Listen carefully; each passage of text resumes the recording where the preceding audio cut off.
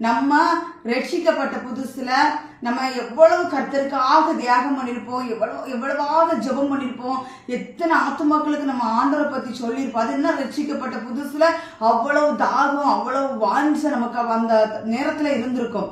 ஆனா இப்ப நமக்கு அதெல்லாம் கிடையாது. நம்ம ஏன்னா முதிர்ந்தவங்க ஆயிட்டோம், ஆவிக்குரிய ஜீவியத்துல எல்லாம் தெரியுங்கிற ஒரு காரியம் இல்ல. நமக்கு எப்போதுமே இந்த வேத வசனம், நம்ம பரிசுத்த வேதாகமத்தை பொறுத்த வரைக்குமே வாசிக்க வாசிக்க தெவிட்டாத தேன். அது வாசிக்க வாசிக்க வாசிக்க வார்த்தைகள் வந்துகிட்டே இருக்கும். அது உயிருள்ள ஜீவனுள்ள வார்த்தையினால அது நம்மளுக்கு அந்த கர்த்தருடைய வார்த்தை தெளிவா, அது என்னன்னா நம்ம பிரேயர் பண்ணும்போது நம்ம இயேசு கூட பேசுறோம், ஆனா பைபிள் படிக்கும் போது இயேசு நம்ம கூட பேசுறாரு அப்படின்னு தான் அர்த்தம். அப்ப அந்த வார்த்தை நம்ம அந்த வார்த்தையை தியானிக்கணும், அதிகமா தியானிக்கணும். நம்ம ஆதியில இருக்கும்போது நல்ல வார்த்தைகள்லாம் தியானிச்சிருப்போம்.